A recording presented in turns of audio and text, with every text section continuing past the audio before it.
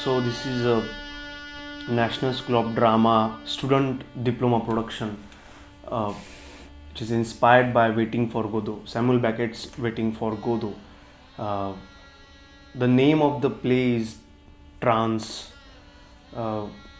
2023 में अभिमंच सभागार में ये नाटक 18 फरवरी को अभिमंच सभागार में नाटक खेला गया.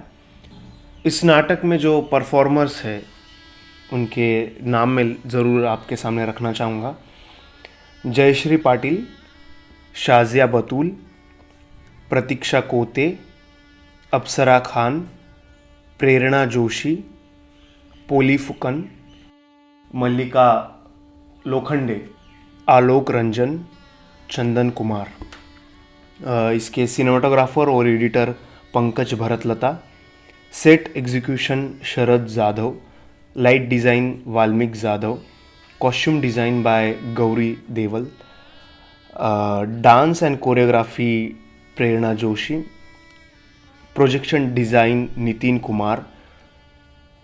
Sound operation Samyak Wankar. हमने अभिमंच सभागार के एंट्री के द्वार पर बहुत बड़ा मंडला का एक पेंटिंग किया था. तो वो जो मंडला आर्ट था वो निकिता भारती ने बनाया था.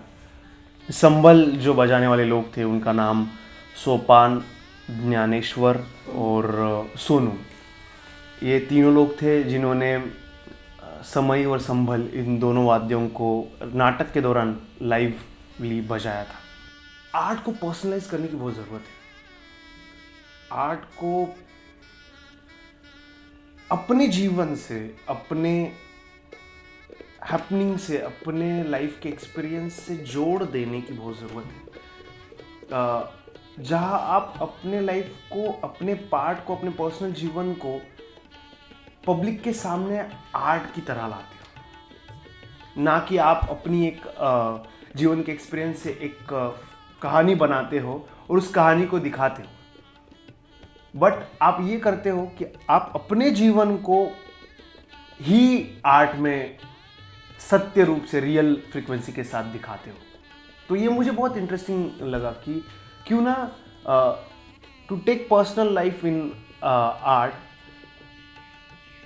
And fulfil that art with the desire and dreams. जब लॉकडाउन का समय था, 2020 का समय था, उस दौरान ही ये जो ट्रांस का प्रोजेक्ट है वो मेरे दिमाग में शुरू हो गया था. जब मैं घर में अटका हुआ था उस वक्त मेरे जहन में या मेरे दिल में बहुत बेचैनी हुई. जो बेचैनी मेरी माँ के प्रति थी कि मैंने अपनी ज़िंदगी, मेरे घर के अंदर की ज़िंदगी को इतने डीपली कभी नहीं देखा था.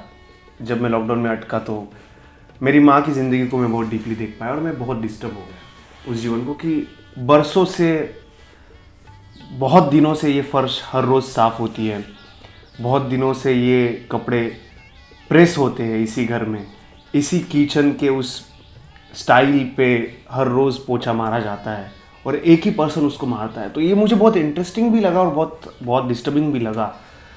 तो इस दौरान मुझे ये महसूस हुआ कि एक ह्यूमन बीइंग के, not as a mother, not as a character, not as a home maker, not as a गृहिणी, but as a human being, as a person, मुझे इस बात में बड़ी दिलचस्पी हुई कि क्यों ना घर के अंदर के एक ह्यूमन बीइंग की जो बहुत बरसों से एक ही घर में घर को बना रहा है, एक तरीके से घर को संभाल रहा है, उसके डिज़ायर्स और ड्रीम और रियल लाइफ, इन दोनों को एक साथ ऑडियंस के सामने दिखाया जाए एक ही टाइम पे, एक ही टाइम और space. Because theatre is about time and space, involvement, performance.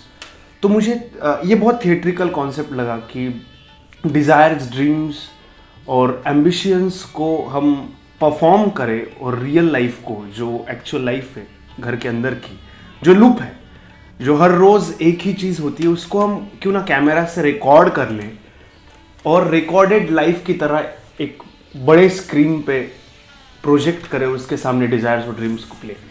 तो ये कॉन्सेप्ट एक्चुअली यहाँ से आया ये मुझे बहुत इंटरेस्टिंग और हिट किया कि इस पे काम हो सकता है। और वेटिंग फॉर गोदो पढ़ने के बाद भी मुझे रियलाइजेशन हुआ कि actually what I want to say in the term of home, वो मुझे वेटिंग फॉर गोदो में मिला। कि actually I wanted to say about waiting, the waiting of a women, waiting of a homemaker, waiting of a human being which is locked in home.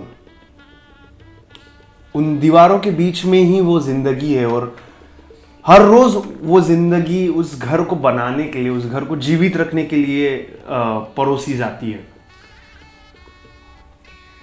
तो उस जीवन को मैं वेटिंग के इंतजार में देख रहा था कि ऐसी क्या वेटिंग है, जो ऐसे क्या इंतज़ार है जो बरसों से ये एक ह्यूमन बीइंग कर रहा है। ये वक्त मेरे लिए बहुत फ्रेजाइल था, बहुत ट्रस्टफुल नहीं था, बिकॉज आप इंटेलेक्चुअलाइज करते हो, थियोरेटाइज करते हो तो आप ज़्यादा विश्वास के साथ अपना काम आगे बढ़ा सकते हो। But when you are in the deep of feeling, तो आप फीलिंग ओरिएंटेड काम करने में बहुत फ्रेजाइल हो जाते हो। सो मुझे लगता है कि ट्रांस की जो प्रोसेस थी वो बहुत फ्रेजाइल थी, बहुत इंट्यूटिव थी, बहुत फ्लो में थी, बहुत इम्पल्स में थी।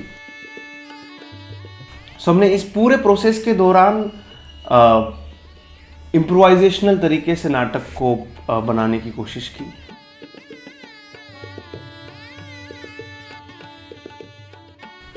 I am not telling about the story of mother. मैं एक माँ की कहानी नहीं कहना चाहता हूँ, बिकॉज मैं एक उस औरत को उस माँ के दायरों में नहीं बांधना चाहता था। कोशिश थी मेरी। तो मैं कहना चाहता था एक औरत की कहानी जो एक घर में बरसों से इस घर को बनाने की कोशिश में है, जो इस घर के बाहर कभी जिंदगी में गई होगी और उसकी पूरी जिंदगी उस घर के अंदर है, और उस घर के बाहर की पूरी जिंदगी वो एक टीवी के थ्रू देख रही है कि ओके ये जिंदगी है।